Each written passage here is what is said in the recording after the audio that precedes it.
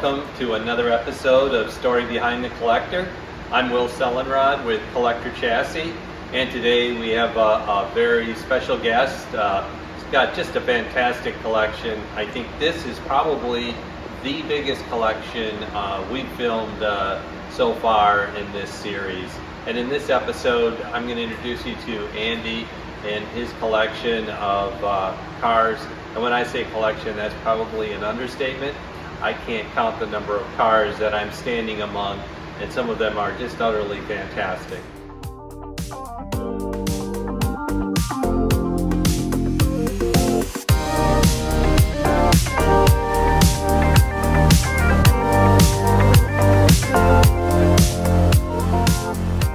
Well, let's dive in, Andy. Great to meet you. How you doing? Thank you for bringing us into your garage and getting to see and enjoy your collection. I noticed these cars back here. Let's start with these two. These are look fantastic. These Shelbys. Can you tell us about them? They're both Series 1s. It's the only car that Shelby actually made from the ground up. Both of these cars were owned by the race car Tony Stewart. He actually bought them for gifts. He was going to give the red one to Dale Earnhardt, and the yellow one was Kenton was going to get it. Needless to say, he never gave them to him. I bought them right from Tony. I guess before he decided. Did you know Tony Stewart, or you just? It just happened. Buying a car, I met him. I bought this one from him, and then he called me up 3 weeks later to tell me he forgot he had a yellow one. And if I want the yellow one, I can have it. So.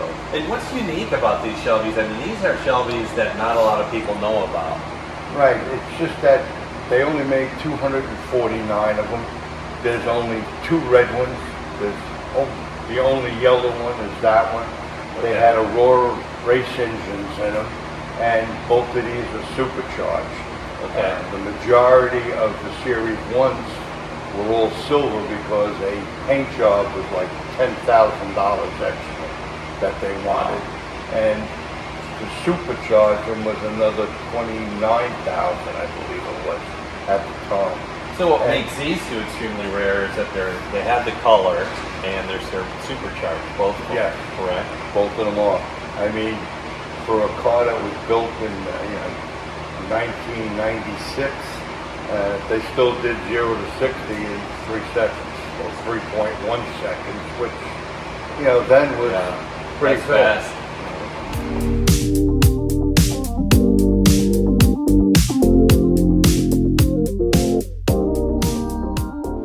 So these are some fantastic looking Cobras. I just love all the colors. These probably are the most popular colors in these Cobra series, correct? Yeah, probably are. The 2 of them, the blue ones, are 50th anniversary FE cars. The silver ones are regular 427 Cobra. And this red one right here is, I believe he's only made 2 carbon fiber cars. And that makes it a little bit rare. So this entire body is carbon fiber? The entire body is carbon fiber. I didn't even know they offered that. It was very, very rare. And It's probably one of the last cars that Shelby ever signed, where he's actually in the car and he signed the dash. So, And they painted it, is that the Ferrari Costa Rosso or whatever they call that red color? well, that's what it is. It's actually, it is Ferrari red, and it was the first time they started painting red, and it's also, they put the tan interior. All the chrome has been blacked out. It was, they made 10 fiberglass ones. They made, I don't know how many aluminum, and they made 2 of these. That was it.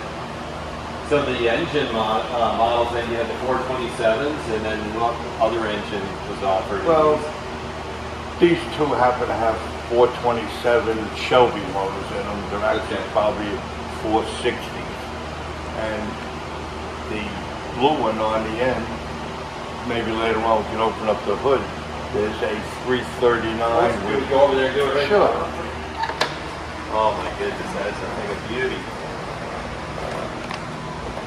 I love the carburetors. And what do they call those? The stacks then? Yeah, there are Weber carburetors on it. There's 8 of them, and it's by Glass up in, he's in Connecticut, and it actually is a Shelby manifold that's on this. And then tell us about this car. This is a Gillette Vertigo. It's actually made in Belgium.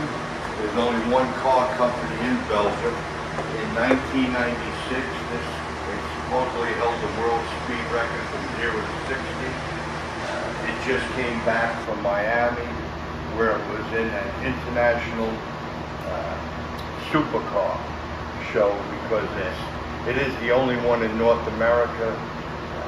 They made 11 of them. I don't know how many are actually made, and he still makes cars to this day, but the price of the car is somewhere around $1 billion up. You know, it's just Now, is this based on another chassis, or is this completely built from the ground This up? is completely built.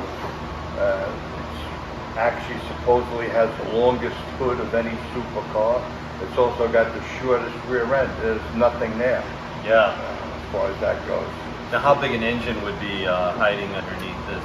4-cylinder, 600 horsepower. So this looks like just a very generic Buick SUV. So what's so special about this? They made one of them. That was it. This is an actual GNX. Has a big block aluminum motor in it with a supercharger. It's not registerable because it only has a 15-digit serial number, and it's sitting here with 600 and something horsepower. So this is actually a GNX Buick SUV. What year? Okay, approximately 2006, 2008. And this was made by General Motors. Oh, yeah.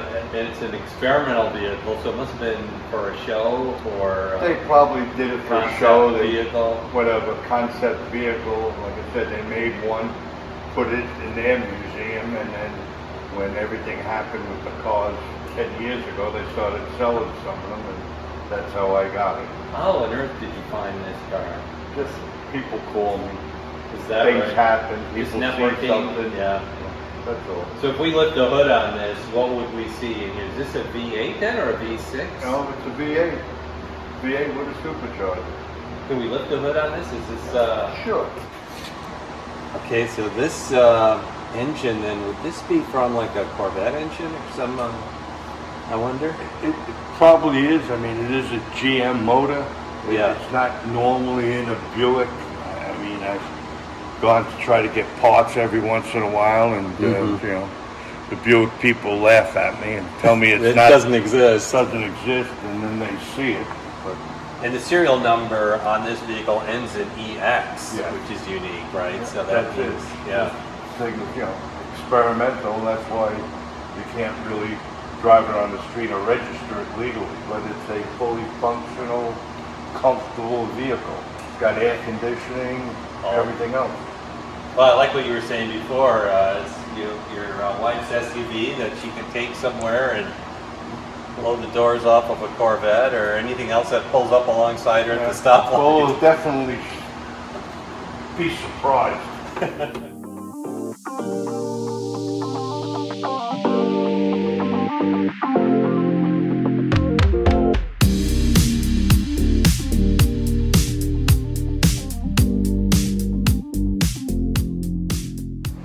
Well, and I couldn't help but miss this Henry J. Just fantastic. Love the color on it. What color is this? It's some kind of a I don't like Custom. black Cherry something or other. yeah, I believe it. It's got a big block Chevy motor with 1071 blower on it, so Look at the size of this it'll get blower. your man. This- attention. yeah. Oh, the sucking sound has got to be like a vacuum cleaner, Oh, right? sure, you just watch the gas gauge go down. Yeah, and the interior. I mean, this is it's got racing slicks on the back, which I don't know how wide they are, but this car looks like, you know, for a race car, the interior is really plush. Well, they did a nice job. I wasn't responsible for it. Somebody else built it, and I just cleaned it up. Yeah, that's fantastic. Wow, that is a true street rod. Oh, yeah. It's just got a rumble when you're driving it. I mean, does the whole car just kind of Well, it makes enough of noise. It can get your attention. And the Shelby, oh my gosh, the That's GT the- 350. Yeah, this is a GT 350 Shelby 1968 with the original Shelby supercharger on it. Oh, I love these. Very, very few of these exist. Yeah. And you have the manual transmission. Clearly, this car is just gorgeous condition. Have you done any restoration on this car? None. Later on, you'll see next door, if we get over there, there's a KR 500, GT 500, Okay. that's got 6,000 documented miles on it. Oh, it's a KR. That's the king, right? King of the road. Hopefully we'll get to that later. Okay, yeah, we'll get to that. And I love this, the color, the stripe. This is fantastic.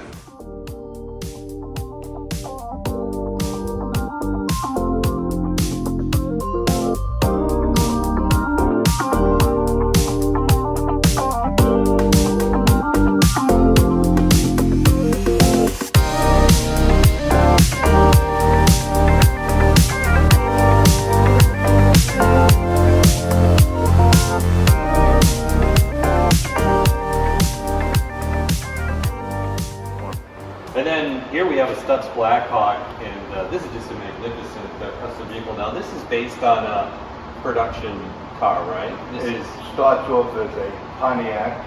It gets shipped to Italy. Italy lengthens it, does the body work, changes everything in the car, changes the interior, all the gauges in this car, the bezels around the gauges are 18 karat gold. Wow. In its day, this cost double what a Rolls Royce cost. So everybody that was in the Rat Pack, Elvis Presley owned 4 of them, Dean Martin had 4, Sammy Davis had 1, Sinatra had 1, and generally it was a who's who. Do you know the history behind this one? Who owned it? Was it someone famous? I mean, obviously, whoever owned it loved Elvis Presley.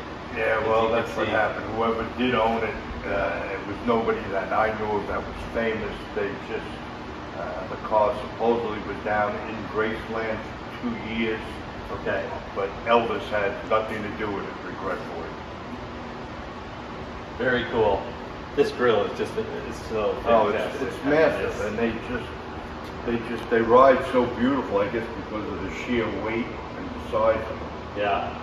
And then you have the exhaust coming out the side, Yep. going underneath on the side. It's really beautifully done. What a status symbol for that era. Gone in 60 Seconds, which is the famous Eleanor Mustang. Is this close to that model that was in the movie then? This is the model. This was in the movie, Gone in 60 Seconds? This is the model. It actually has a Shelby motor. Nobody ever drove it, to my knowledge. It has a complete race suspension on it. I've owned it. I've owned it probably 15 years, whatever it is. Right after the movie, I was able to get it about a year after the movie. So this Eleanor Mustang was in the Nicolas Cage movie, Yep. Gone in 60 I Seconds. was told they used it mostly for demonstrations or for grand openings. Supposedly it was at the opening ceremony for the movie when it came On out. the red carpet where all the Yeah, that actors was- walk in and they premiere it. Right. That Very was it. cool.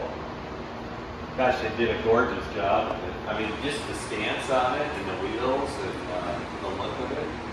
Have you driven it then? Oh yeah. I drive it, not often, because it is. You got to stay awake driving the car. Yeah. And Because it's, it does like all the other cars, they didn't have it. This has the nitrous, has everything in it, so it's fully capable of scaring the hell out of you. Well, we've seen a lot of cars that are more on the modern side, I guess, when we look at the Cobras and we look at the Shelbys and Stutz and Henry J. This caught my attention. This is very unique. I don't think I've seen a car like this. This is a 1937 Ralston Cadillac. Ralston was a custom fabricator out of New York City, and he did a lot of the Duesenbergs, and that this particular car has never been restored It's in its original condition.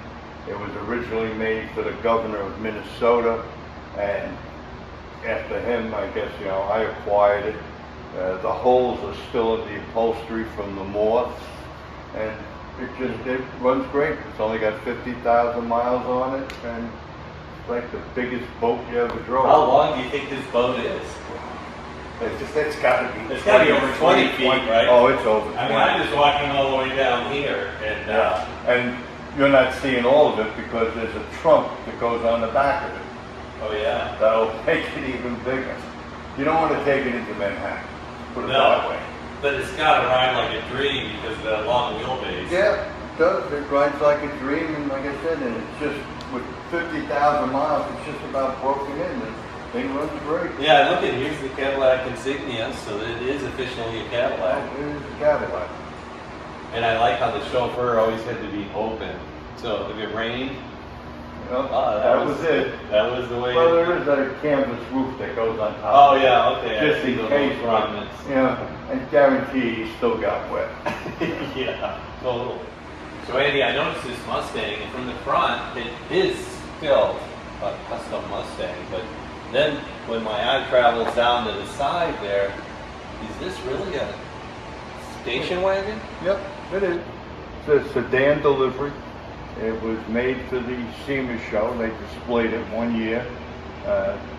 Everything inside of it is original Mustang upholstery, the little ponies on it, everything, and it's got a big 427 in it, so it'll get your attention. Yeah, it's beautifully done. A novelty that they did a very, very nice job on it, whoever did it. I have no idea who made it. That is really cool. And so this is obviously one of one, like a lot of what you have in your collection. You have some very unique one-of-one cars. Yeah, definitely is one of one. And underneath it, if you want, there was a Bull Run TV series several years ago with Goldberg, the wrestler, and they would race across America doing different stunts. That actually was what all the actors or celebrities drove, and it was in the show for 2 years. That was the other ones were privately owned vehicles, but the producer owned that, and I got it from the producer after he was done with it. This stuffs, right? So Golden Hawk. yeah. Bought it from the original owner. Regretfully, it's in backwards, but Yeah, but That's what underneath happens. it's just pristine. I Yeah. mean, and it's not dripping anywhere that I could tell. no, it's a nice car. And the Golden Hawk, that had the supercharged engine. Yes, that was what all the Golden Hawks, I believe, had superchargers on. And then underneath it is the hard top convertible where the hard top goes into the roof. Oh yeah, the Ford Fairlane. Yeah, just another nice car that somebody really maintained well. It's only actually got 30,000 miles on it. So And it the is- seats are still covered in plastic. Yep, seats are covered in plastic, and I'm scared to take the plastic off. I don't know what's going to happen, so it's going to stay on. Well, it was always just quite the entertainment to see the roof open up and the trunk open up and the roof yeah. go down into the trunk. When- I mean, it's so When cool. I got the car, the fellow or somebody had rigged it that you could stand outside the car and hit a button. So I guess he did that Oh. for a visual effect at a car show or whatever else it was. This one you'll like. That is a Shelby Mustang, needless to say. The only difference is it's serial number 1, production number 1.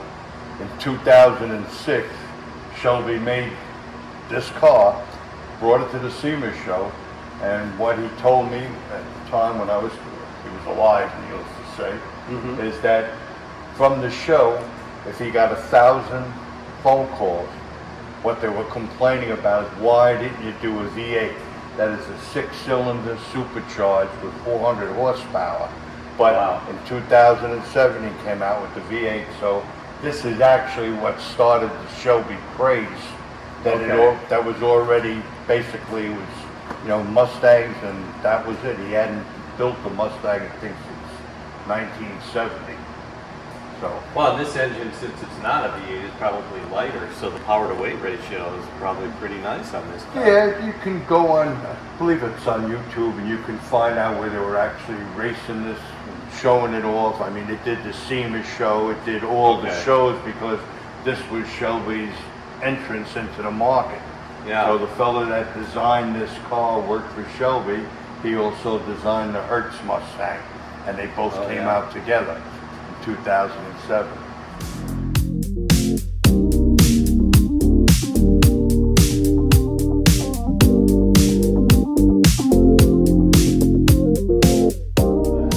Underneath it, Shinoda was the one that used to make the Boss Mustangs for Ford. Okay. And he stopped making, I believe the Bosses ended in 1971. He went out on his own and he made Shinoda Bosses. The only difference is he only made one of these. This is a twin turbo, supposedly 1,200 horsepower car. Now, would this be the V8 in here? Oh yeah, it's big. It's a big V8 with twin turbos on it, and the list price on this car, I can show you the sticker, was $94,000, and that's in 2006. I don't know who bought it then, but yeah, the Shinoda name is not very well known. Yeah, well, most people think of Boss Mustangs. Yeah. When you start reading up on it, he's the guy that did it. Yeah. This looks really cool. So is this a Cobra? It's actually an AC Iconic Roadster. It's fully licensed, or they were licensed to have the AC name on it. Okay. Which is one of the only cars, except for Shelby, that was able to do that. The two cars are completely, exactly the same, except they removed the body from the upper car because it did the car show circuit. And they wanted to show how it was made and everything else. There is nothing on this car that comes from another car. Everything is custom made. They have 800 horsepower naturally aspirated motors in both of them. Wow. They're capable of 240 miles an hour. Not that I would try it. Mm-hmm. And that's it. Regretfully, the fellow that designed it, and they were actually built in Detroit, passed away. So did you buy these as a pair then, together? Yeah, I bought them as a pair. To my knowledge, that's all it was made was a pair. And when he died, the cars were in one place, the documentation was in another. You know, it was whatever. It was just a disaster, more or less. But It's just amazing, Andy, that you're able to find such unique cars. Well, I Is that get a kind of lot your of help. theme? No, I get a lot of help. People call me or tell me, hey, this is here, that's there, or somebody will call me and say, do you want to buy this or whatever, and that's what happens. A lot of, I don't go actually looking for particular things. They materialize. And folks, we're only in one garage here, okay? There's another one we're going to walk to in a second. That might be a couple of minutes to get there. No, it won't be too far. It's not a far walk. Well, let's go over there and take a look. You ready? Let's go.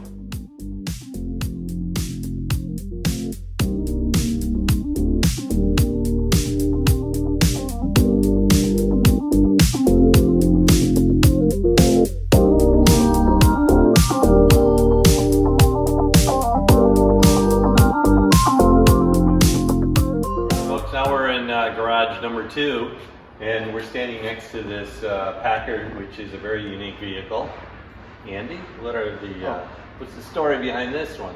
This is a 1939 custom Rolston Packard that was made by a woman called Schwartz in Manhattan. It's a 2-door limousine. There's only one front seat on one side for the driver. And that was really it. Let's take a look and open that door. And so Ralston was a very famous coach builder. Yes. In New York. And this is the way it was from 1939. There's no seat. I guess maybe somebody was a little heavy or something and they had to get in, whatever reason. But she wanted a limousine that was smaller than most limousines. So this was probably 3 times the cost of what she could buy a regular package for. Yeah. Just, And it's still a big car. yeah. Wow. And then what's this next to it? This looks pretty unique. This is a 1927 Franklin, I believe.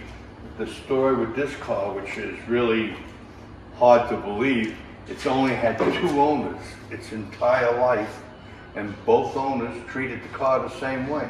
It never saw inclement weather, or it was always in heated garages, and it's never been restored. Everything, including the roof, is original to the car. And if we can open this door, these are they call them suicide doors.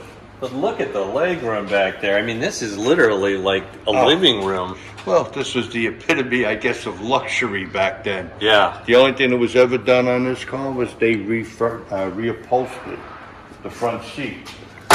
And you can notice the air conditioning. Oh yeah. Folks, can you see can you zoom in on this air conditioning unit here on the steering wheel? And what year was that? And it didn't need Freon. No. Yeah, for all you climate freaks out there, this is probably the cleanest air conditioning system you'll ever see. And then over here, the very famous Chrysler 300. These cars are very special. They're very rare. And this one happens to be even more rare because it's a Indianapolis Motor Speedway pace car. What's the history behind this? Nothing, I just saw it, and that was it, and bought it, and it's a clean car, it's never been restored or anything else, except I would assume somebody put the lettering on the side. Yeah. But other than that, it's Well, this totally paint original. looks amazing on this. Yeah. This is all the factory paint. Yeah. I mean, it feels like the enamel paint from that era, right? It had that thicker. It's just that color that Yeah. just grabs you. If you want to see some odd cars, there's one right in the back of it. But you're going to have this to one's help covered. Okay, I can have cover it. it. Let me take this in here. Hopefully I won't, wow, this looks Just special. peel it back. This what I think it is? Oh my gosh, this is absolutely stunning. It's a 1937 Phaeton convertible Cord, supercharged. To my knowledge, it hasn't been restored. I've owned the car for 25 years. Before that, it was in another collector's collection in Indiana, and he got it out of a museum. This is rolling art. Oh, you look underneath, and underneath is as clean as the top of it. Wow. It just runs great. I know it was in the museum for almost 40 years when they had it. Just a Now, how many cylinders was this beautiful engine? car. 8. Okay.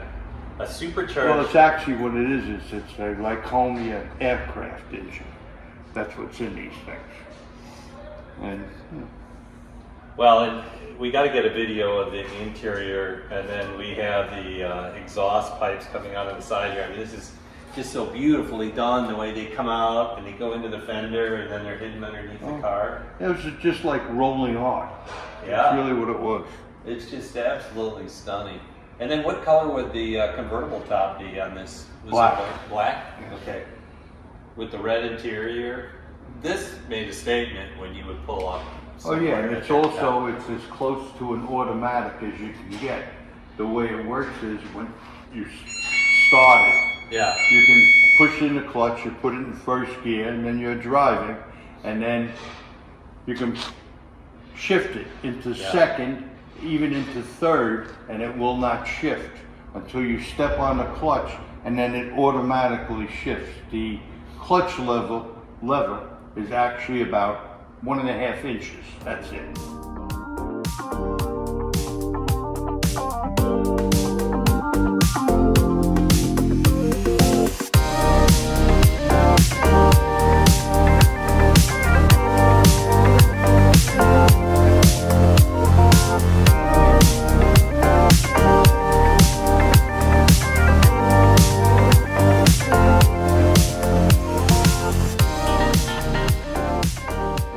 So everybody's familiar with Shelby, of course, and we saw the GT350 in the other garage. Yeah. This is a very special car. It is a KR from 1968. The difference with this car, I mean, at one point it was restored, but it's got 6,000 documented miles on it. It's in the Shelby registry. It is the lowest mileage 68 car that exists. Just a nice car. It's a V8 automatic with air conditioning. And yet, for the first 5 years of his life, it was a drag car. And that's what it was used That seems for. to be a familiar story with a lot of these older Shelbys, Yes. right? It was a drag car. After the 5 years was done, a Ford representative bought the car, and he completely refurbished it back to the way it was. Okay. And whatever. It's super that's the clean story. underneath. Oh yeah. And it looks like you're doing some maintenance on it right now, correct? Well, it's been in my garage for 20 years. I haven't started it. I haven't done anything, so it's in here to, to drain the oil, Okay. make sure all the gas is already out of it, and It looks like you put in a new gas tank. then. yeah, put a new gas tank from just sitting in my garage. The gas tank went bad. Yeah. So hopefully we'll start it this week, and everything will be fine. Well, this is a GT500 KR. What an amazing car, and it's in the red. It's got the 428 engine in it. Wow. And what color is the interior then? Black. Okay. Well, and I couldn't help but notice this is a Cadillac, and you were mentioning this decal on the windshield. What is that about, Andy? And Miss America. When Miss America, the winner, the next day they had a parade along the Atlantic City boardwalk. She would ride in this car, and that's what they used it for a couple of years. It's just a nice, fully optioned 34 Cadillac. It has every single option on it. Every that's option. available. It even has a windshield for the rumble seat. Yeah, if you can come around and get a video of that, that's pretty incredible. I had never even heard that existed. One of the glass panels was broken. I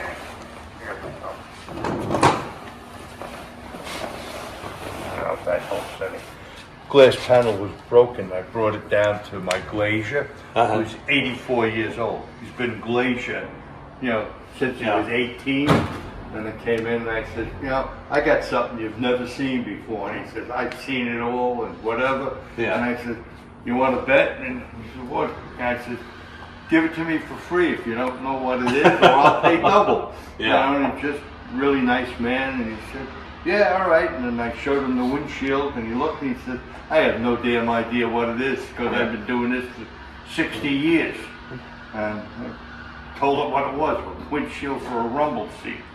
And that was it. So I got the windshield for free, but it cost me dinner.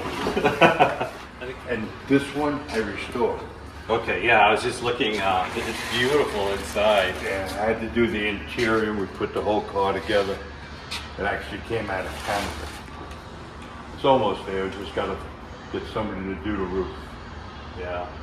So when you're buying cars, then are you into restoring every one of them? Is it case by case basis, or? I try not to restore anything if I can help it. Okay. Restorations are very expensive, time consuming, and trying to find the correct parts.